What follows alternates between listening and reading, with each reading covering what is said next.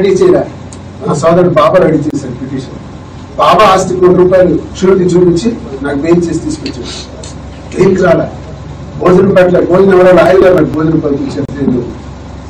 అలాంటి బ్రతుకు బతికింది నాకు ఈ 2 ఏళ్లలో.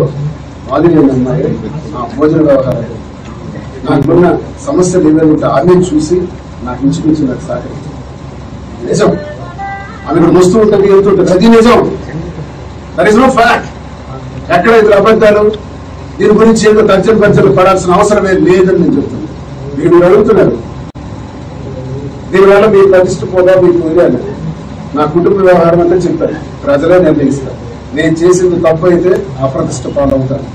నేను చేసిన దానిలో ఏ తప్పు లేదని ప్రజలు చూపిస్తే ఆ దేవుడు కరుణిస్తే వెంకటేశ్వర స్వామి దయ వల్ల ఇంకా మంచిగా ప్రజలకు సేవ చేస్తాను నేను నిర్ణయం. పవన్ కళ్యాణ్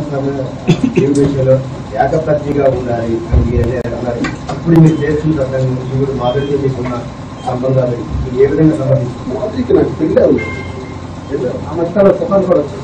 చికెన్ చెప్తున్నాను ఇంకా అదే మ్యారేజ్, పెళ్ళైన అమ్మాయి పెళ్ళైన అబ్బాయి కలిసి ఉంటే ఇది సుప్రీంకోర్టు ఆర్డర్స్ ప్రకారం ఇది క్రిమినల్ కాదు, ఇది నేరం కాదు. సుప్రీంకోర్టు డెసిషన్, ఆ డెసిషన్ ప్రకారం మా జీవనం కొనసాగుతుంది తప్ప పిల్లలు ఎలా జరుగుతుంది తప్పు తప్ప ఎడతిగా ఎవరైనా ఉండొచ్చు అంటారు. నేను దానికి సహకరించాను, నేను దానికి సపోర్ట్ చేయాలి. నా పరిస్థితి వచ్చింది కాబట్టి నాకు ఇది దాపరించింది.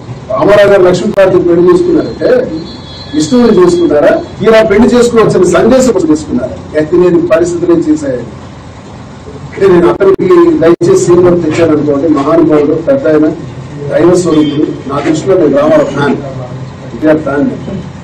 ఆయన జీవితం అంతా చదివేవాడు నాకు ఇష్టం. అటు రామారావు గారికి ఆఖరి గడియలు అలా వచ్చి నాకు ఈ ఆఖరి గడియలు ఇంకా రాలేదు అనుకోండి.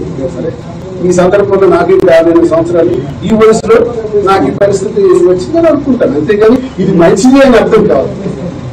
భవిష్యత్తులో ఎప్పుడైనా మీరు వివాహం చేసుకునే ఖచ్చితంగా అది దైవం. నేను కాలం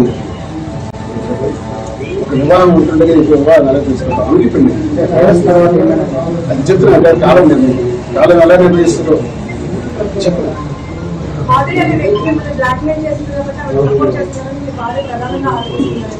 ఓకే, గుడ్ క్వశ్చన్. బ్లాక్ మెయిల్కి వస్తే బ్లాక్ మెయిల్ అంటే అర్థం ఏంటి? నా దగ్గర ఉన్న ఒక వస్తువుని తీసుకోవడానికి ఏదో ఒకటి మధ్య పెట్టి ఆ వస్తువుని లాగడానికి ప్రయత్నిస్తుంది. ₹2 300 ఈ వాచ్, ఒక 150 డ్రెస్సులు తీసుకుంటున్నాను. నాది రాస్తుంది అవి రాసేసండి.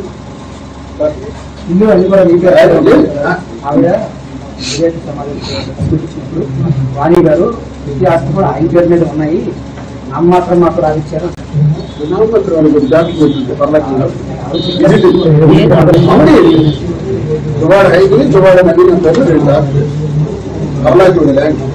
మీ పేరు మీద ఉంది. ట్రాన్స్ఫర్కి వెళ్ళేటప్పుడు ఒక ₹15 లక్షల లోన్ ఉంటే ట్రాన్స్ఫర్. నేనేమన్నంటే వీలునామా రాస్తాను, వీలునామా రాసి ఇచ్చేస్తాను, నేను అప్పుడు తీర్చిస్తాను. తీర్చిన వెంటనే రిజిస్ట్రేషన్ చేస్తాను. మీ ముందు కూడా చెప్తాను. ఒప్పుకుంటే ఈ నిమిషమే వీలునామా రాసి రిజిస్టర్డ్ వీల్ రాయడానికి ఈ నిమిషం మీ సమక్షంలో నేను